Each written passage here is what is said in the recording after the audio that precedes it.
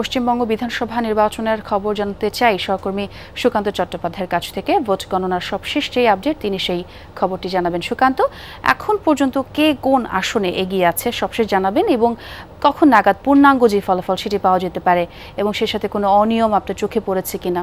দেখুন ছোঁয়া, প্রথমে বলে রাখি যে এই মুহূর্তে আমাদের হাতে এসেছে দ্বিতীয় রাউন্ড ভবানীপুর কেন্দ্রের গণনার ফলাফল। অর্থাৎ মমতা বন্দ্যোপাধ্যায় পেয়েছেন 4,822টি ভোট এবং শুভেন্দু অধিকারী পেয়েছেন 6,380টি ভোট।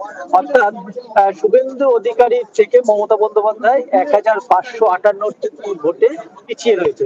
এটা হচ্ছে ভবানীপুর। আমার পেছনেই এই গণনা কেন্দ্র চলছে, ভবানীপুর কেন্দ্রের শেখোয়াত গার্লস হাই স্কুলে।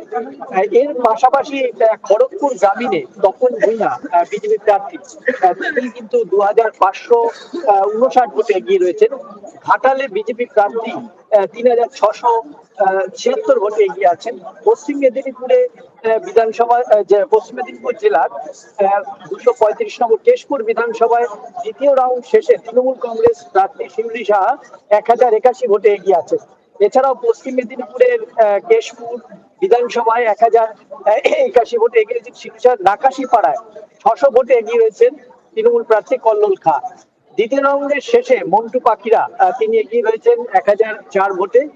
সব থেকে বড় যে ব্যারাকপুর শিল্পাঞ্চলে, সেখানে 3টি বিধানসভা অর্থাৎ জগদ্দল, ভাটপাড়া এবং নোয়াপাড়া, এই কেন্দ্রেই কিন্তু এগিয়ে রয়েছে বিজেপি প্রার্থী অর্জুন সিং,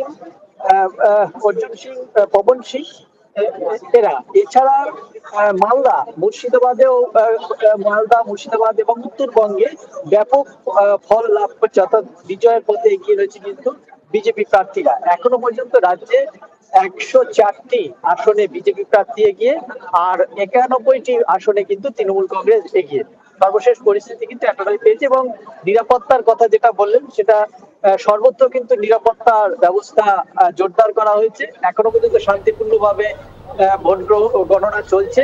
আসানসোলে বিজেপি সমর্থকরা ইতিমধ্যেই যে গেরুয়া আবির, সেই গেরুয়া আবির খেলতে শুরু করেছে। উত্তরবঙ্গ থেকেও কিন্তু একই ছবি ধরা পড়েছে। স্বাভাবিকভাবে এই বিজয় কোথায় গিয়ে ঠেকে এবং সরকার কারা গঠন করবে আর কিছুক্ষণের মধ্যেই কিন্তু সেটা পরিষ্কার হয়ে যাবে। এখনকার মতো আপডেটটা জেনে নিলাম সুকান্ত আপনার কাছ থেকে। পরবর্তীতে আবার আপনার সঙ্গে যোগ দেব। অনেক ধন্যবাদ আপনাকে।